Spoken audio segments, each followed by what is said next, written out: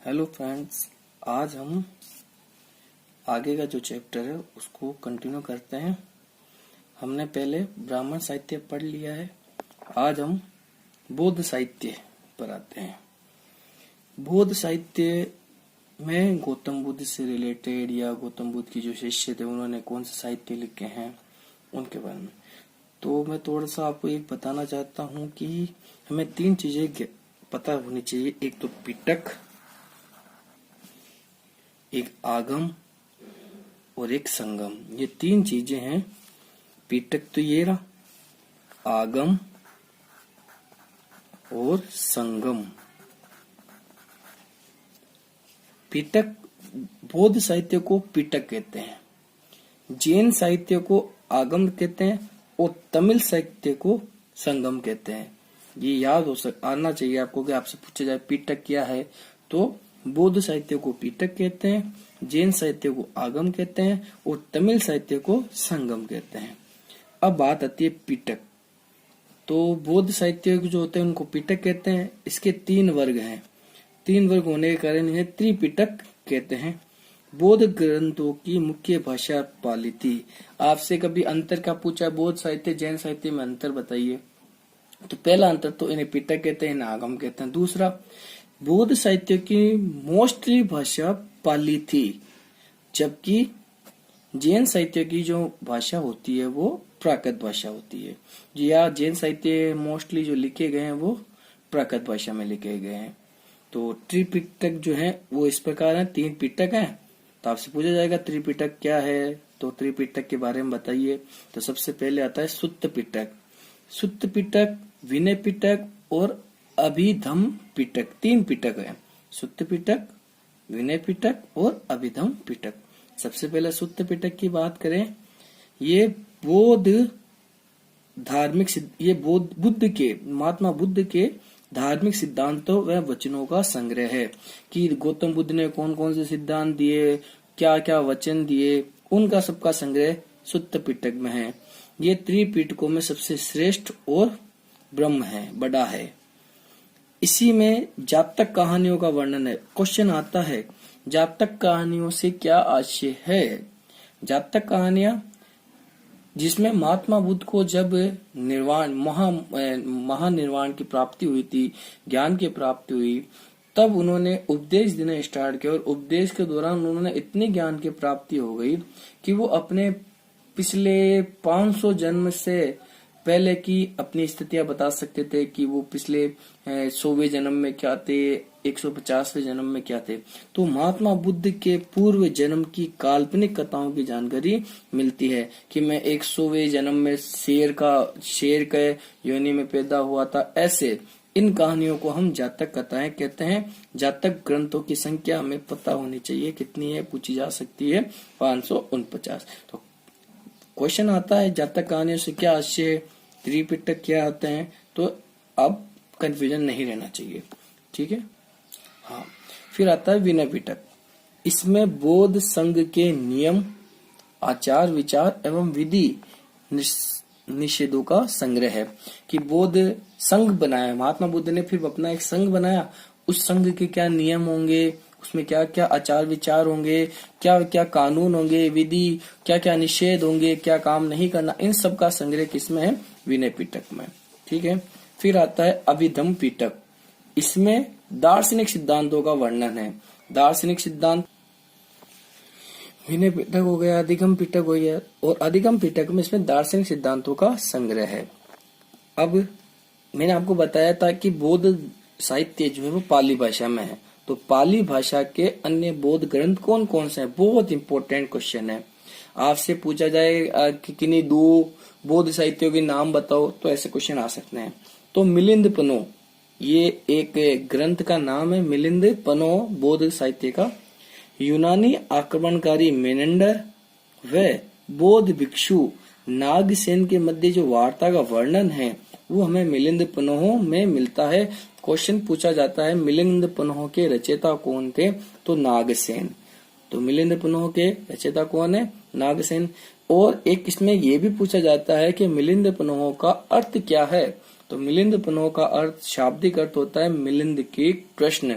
वह प्रश्न जिसमें मिनेंडर जो था और उसने नागसेन से क्वेश्चन किए थे कि धर्म के साहित्य में, तो उनमें नागसेन ने उनका वार्ता का जो वर्णन है वो मिलिंद पन्नों में है। तो मिलिंद पन्नों के रचयिता कौन है? नागसेन, याद रहना चाहिए। दीपवंश और महावंश ये विबोध साहित्य है जो हमें सिंहल द्वीप का इतिहास, सिंहल द्वीप आने के श्रीलंका का इतिहास का वर्णन देते हैं। आपने कभी अगर 10th में पढ़ा हो कि अशोक ने अंत में बौद्ध धर्म अपना लिया था और उसने अपने पुत्र महेंद्र और पुत्री संघमित्रा को श्रीलंका भेजा था बौद्ध धर्म के प्रचार के लिए, तो इसकी है। तो ऐसा नहीं है कि पाली भाषा में ही बौद्ध साहित्य लिखा गया, संस्कृत भाषा में भी बौद्ध साहित्य लिखे गए हैं। संस्कृत भाषा के तो क्वेश्चन आ सकता है, पाली भाषा के बौद्ध साहित्य कौन से? तो दीपवंश और महावंश और मिलिंद। संस्कृत भाषा में भी बौद्ध साहित्य लिखे गए, जैसे महावस्तु ग्रंथ, ये गौतम बुद्ध के जीवन चरित्र पर आधारित है। ललित विस्तार, ये गौतम बुद्ध के दिव्य शक्ति के रूप में कि हाँ उनमें देवता जैसी शक्ति थी, उसके रूप निरूपण के बारे में बताया जाता है। आचार्य मंजूश्री मूल कल्प, ये गुप्त सम्राटों का वर्णन करता है। और बुद्ध चरित्र, वेरी वेरी इम्पोर्टेंट है बुद्ध चरित्र, कि बुद्ध चरित्र और सौंदरानंद ये 2 महाकाव्य हैं जो उसके रचयिता अश्वघोष। ये बहुत इम्पोर्टेंट क्वेश्चन है, हर दूसरे एग्जाम में ये क्वेश्चन आता है कि अश्वघोष की 2 रचनाएं बताइए। क्वेश्चन में भी बता रहा हूँ कि क्वेश्चन आएगा कैसे, कि अश्वघोष की 2 रचनाएं बताइए। तो बुद्ध चरित्र और सौंदरानंद, गौतम बुद्ध के जीवन चरित्र पर और शिक्षाओं का वर्णन है बुद्ध चरित्र और सौंदरानंद में। किसने लिखी है? अश्वघोष ने। आगे हम पढ़ेंगे अश्वघोष कौन है, ठीक है ना। दिव्यावदान, वेरी इंपॉर्टेंट ग्रंथ है, सत्कर्म एवं विरोचित कार्यों का वर्णन है गौतम बुद्ध से। तो हमने अभी ये पढ़ा है कि क्वेश्चन समझ में आना चाहिए कि क्वेश्चन आएगा। पढ़ तो हम बहुत लेते हैं लेकिन हमें पता नहीं चलता है क्वेश्चन क्या बनेगा। तो क्वेश्चन यही बनते हैं जो मैं आपको बता रहा हूँ कि पाली भाषा के बौद्ध ग्रंथ लिखी है या संस्कृत भाषा के बौद्ध ग्रंथ लिखी है या अश्वघोष द्वारा लिखित 2 रचनाएं कौन कौन सी है। मैटर, ये आपका जो मैटर है ये 12th क्लास के साथ साथ ये आने वाले कंपटीशन एग्जामों की दृष्टि से भी बहुत अच्छा मैटर आपको प्रोवाइड हो रहा है। अभी अच्छा मैटर है इस साल, अगले साल से एनसीईआरटी आ जाएगी, देखते हैं अच्छा है या नहीं, लेकिन ये तो द बेस्ट मैटर है, ठीक है। दिव्यावदान, मध्य एवं पश्चिमी एशिया, तिब्बत, चीन, जापान, बर्मा, श्रीलंका आदि देशों में भारतीय बौद्ध ग्रंथों का अनुवाद किया गया था। ये थोड़ा सा एक्सेप्शनल। फिर अब आ जाते हैं हम जैन साहित्य। हमने ब्राह्मण साहित्य पढ़ा, हमने बौद्ध साहित्य पढ़ा, हम जैन साहित्य। इसे आगम कहते हैं। जैसे मैंने आपको बताया था, 3 बातें वापस रिकॉल कर देता हूँ कि बौद्ध साहित्य को पिटक, जैन साहित्य को आगम और तमिल साहित्य को संगम कहते हैं। तो इन्हें जैन साहित्य को आगम कहते हैं।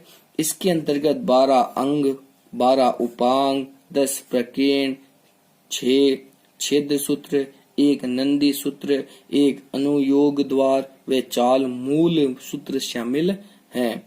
इसकी रचना 4 शताब्दी ईसा पूर्व से 6ठी शताब्दी ईसा पूर्व मानी जाती। भाषा, मैंने अभी आपको अंतर बताया था कि बौद्ध साहित्य पाली भाषा में लिखे गए हैं और जैन साहित्य प्राकृत भाषा में लिखे गए।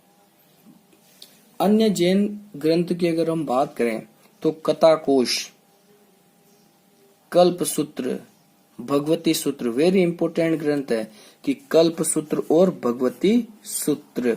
भगवती सूत्र में हमें माँ जनपदों की सूचियां प्राप्त होती है। तो कथाकोश, कल्प सूत्र, भद्रबाहु का कल्प सूत्र है, भगवती सूत्र है। फिर है आचरांक सूत्र, जैन साधु से संबंधित आचार व्यवहार से संबंधित नियमों का संकलन। फिर आता है परिशिष्ट पर्वन, वेरी वेरी इंपॉर्टेंट कि परिशिष्ट पर्वन के रचयिता कौन है? Hemchandra.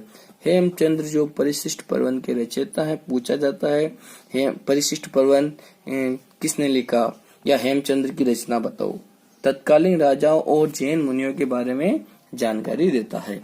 Bhadrabahu, very very important कि जैन मुनि भद्रबाहु के साथ ही चंद्रगुप्त मौर्य ने अंतिम जीवन समय की घटनाओं का वर्णन हमें भद्रबाहु चरित्र में मिलता है।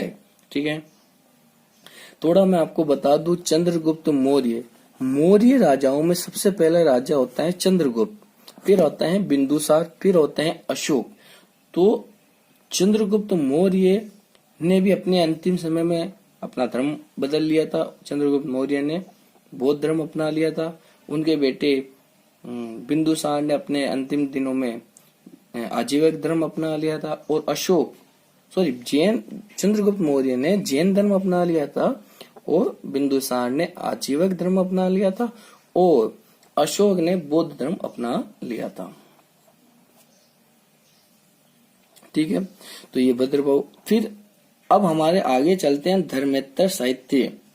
धर्मेत्तर साहित्य जो धर्म से अलग है, जैन हो गया, बौद्ध हो गया, अब जैन हो गया, बौद्ध हो गया, ब्राह्मण हो गया, अब उसके बाद में धर्मेत्तर साहित्य। ऐतिहासिक ग्रंथ, इसमें निम्नलिखित ग्रंथों को सम्मिलित किया गया है। ऐतिहासिक जो हमें ऐतिहासिक जानकारी देते हैं, जैसे राज तरंगिनी, वेरी वेरी इंपोर्टेंट। राज तरंगिनी, इसका शाब्दिक अर्थ भी पूछा जा सकता है। राजाओं को तारने वाली नदी यानी राज तरंगिनी। ठीक है ना, राजाओं की नदी। इसमें प्राचीन समय से 12वीं शताब्दी, ये क्वेश्चन पूछा गया है कि राज तरंगिनी में हमें कहाँ तक का इतिहास की जानकारी प्राप्त होती है। इसका मतलब प्राचीन समय से 12वीं शताब्दी तक के कश्मीर का इतिहास है। कहाँ का इतिहास है? कश्मीर का इतिहास है। इसके रचयिता कौन है? Kalhana, very important. कब लिखी गई? 1150 में। बहुत बार पूछा गया। दूसरा, अर्थशास्त्र, ये किसने लिखी है? ये विष्णुगुप्त ना बोल दो, चाणक्य बोल दो या कौटिल्य, ये तीनों ही नाम है। विष्णुगुप्त, चाणक्य, कौटिल्य द्वारा रचित है। कौन है विष्णुगुप्त, चाणक्य, कौटिल्य? ये चंद्रगुप्त मौर्य का राजपुरोहित था। इसने तत्कालीन राज प्रबंधन के बारे में कि राजाओं का कैसा प्रबंधन था, अर्थव्यवस्था के बारे में, सामाजिक और धार्मिक जीवन की जानकारी मिलती है। लेकिन एक क्वेश्चन पूछा गया है एग्जाम में कि अर्थशास्त्र का मुख्य विषय क्या था। अब आपको लगेगा कि अर्थशास्त्र का मुख्य विषय तो अर्थव्यवस्था ही होनी चाहिए, लेकिन अर्थशास्त्र का मुख्य विषय राजनीतिक था। याद रखना है, अर्थशास्त्र का मुख्य विषय राजनीतिक था। ठीक है। कौटिल्य ने इतिहास के अंतर्गत पुराण, इतिवृत्त, आख्यान, उदाहरण, धर्मशास्त्र और अर्थशास्त्र को सम्मिलित किया है। तो ग्रंथों को एक नाम याद रखने पड़ेंगे। ठीक है। शासकों के जीवन चरित्र संबंधित अन्य जैन ग्रंथ, अलग अलग राजाओं के समय अलग अलग ग्रंथ रचित गए हैं। तो देश से बहुत इंपॉर्टेंट सारे ग्रंथ।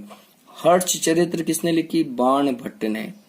जो हर्षवर्धन के बारे में बताई जाती है, जो वर्धन वंश आता है, तो हर्ष चरित्र, हर्ष के बारे में, तो कौन किसने लिखी? बाण भट्ट ने।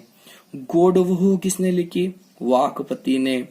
विक्रमादेव चरित्र, ये किसने लिखी है? विल्हण है। एक हमने कलहण पढ़ा था जिसकी थी राज तरंगिनी, और ये है विल्हण, इसका विक्रम। याद करने के लिए थोड़ा सा दिमाग को जोड़ दो। विक्रम, विल्हण। कुमारपाल चरित्र जय सिंह ने लिखी। कुमारपाल चरित्र जय सिंह।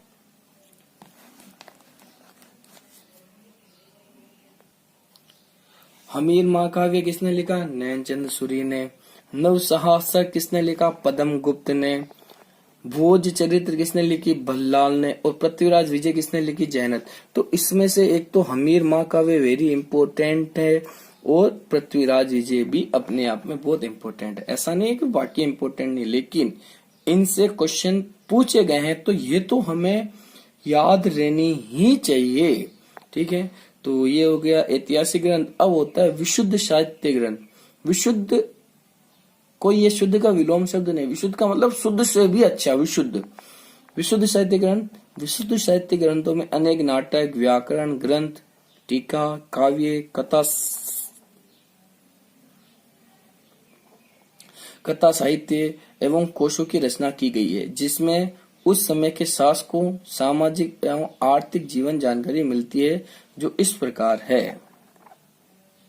जैसे अष्टाध्याय, पाणिनि का, इसको ऐसे पढ़े, पाणिनि का अष्टाध्याय, पतंजलि का महाभाष्य, गार्गी की संहिता, कालिदास का मालविका मित्र, विशाख दत्त का मुद्रा, वेरी इंपॉर्टेंट नहीं है, शूद्रक का मृच्छकटिकम, मेघातीत का मिताक्षरा, कामंदक का नीति शास्त्र, विष्णु शर्मा का पंचतंत्र, गुणादे का कथा मंजरी, क्षेमेंद्र का वृहत कथा मंजरी और सोमदेव का कथा सरित सागर और अमर सिंह का अमरकोश।